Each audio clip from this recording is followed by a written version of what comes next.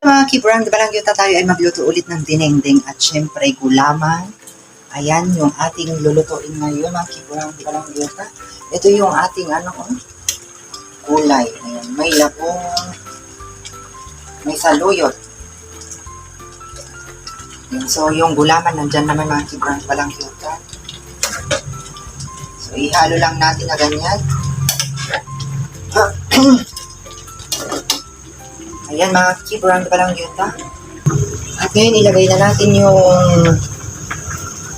patola. Patola ang ilalagay natin mga kibrang balanggyota. Ihalo lang natin na ganyan. Madali lang lutuin ito. Ayan, konti lang yung sabaw. Para hindi masira yung lasa ng dinengdeng natin na labong. Ayan, kumukulo na yung ating gulaman dyan. Dito naman sa kabila, gulaman yung inaano natin. Lutuin lang natin yung gulaman.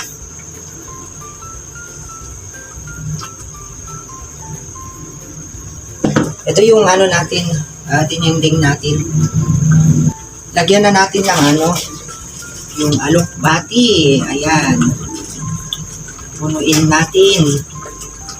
Kibrang balanggyota. Nabusog tayo ng gulay. Ayan, hello sa lahat mga kibrang balanggyota. Ayan yung ating lagyan pa natin ng pampalasa. Ito naman gulaman natin. Anuin natin itong gulaman. Ayan. Pakuluin pa natin ito bago natin ilagay sa bowl. Palamigin natin ito mga kibrang balanggyota. At tignan natin itong niluluto natin gulay. Okay na ito siguro. Kaya mga kibrang balanggyota. Ayan yung ating gulay. Sarap naman ito.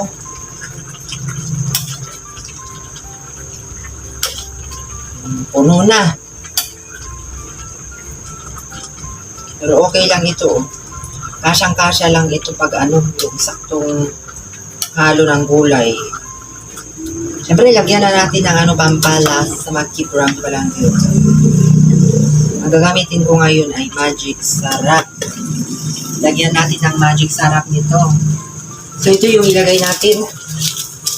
Yan, dito sponsor ha, hindi ito sponsor. Ganyan lang natin. And then, ihalo natin na ganyan. Madali lang lutuin ito mga kibrang balanggyota. Yung mga hindi marunong magluto dyan, kayo. Subukan yung magluto, magpaasa. Kasi hindi naman lahat. Mababantayan ka. Minuto. Kailangan matuto ka, lalo na kung estudyante ka, mga kibrang balanggyota. Huwag lang umasa sa mga binibili sa labas. Ayan, lutuin pa natin. Ito para maluto yung gulay niya ng maayos. So, okay na mga kibrang balanggyota yung ating gulay. Naluto na, okay na to. Kasi gusto ni Madam Grasilda yung siya. Malambot yung gulay. Ayaw niya yung matigas. Para daw manguya niya. Okay na rin itong gulaman natin. Ngayon, ilalagay ko sa bowl para palamigin natin siya mga kibrang balanggyota. So, ayan lamang. Thank you so much for watching.